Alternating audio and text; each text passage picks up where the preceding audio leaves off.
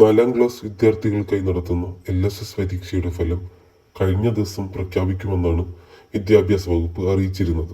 എന്നാൽ അനൗൺസ് ചെയ്ത സമയത്ത് ഫലം പ്രസിദ്ധീകരിക്കപ്പെടാതിരുന്നതോടെ സംസ്ഥാനത്തുടനീളമുള്ള വിദ്യാർത്ഥികളിൽ രക്ഷിതാക്കളും 15 മണിക്കൂറോളം പ്രതീക്ഷയിൽ കാത്തുനിന്നു.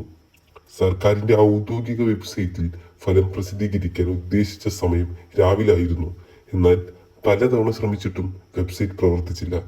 അവസാനമായി ഫലം ലഭ്യമായത് രാത്രിയോടെയാണ്.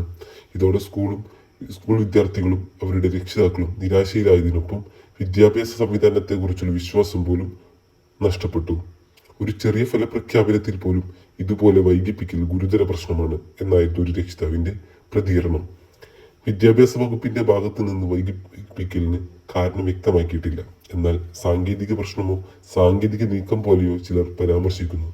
ഈ സംഭവത്തെ തുടർന്ന് പലർക്കും എങ്ങനെ ഫലപ്രഖ്യാപനത്തെയും വിദ്യാഭ്യാസത്തിന്റെ ഭാവിയെയും ശാസ്ത്രീയമായി വ്യക്തതയോടെയും സമീപിക്കാമെന്നതിനെ കുറിച്ച് വീണ്ടും ചിന്തിക്കാനിടയായി.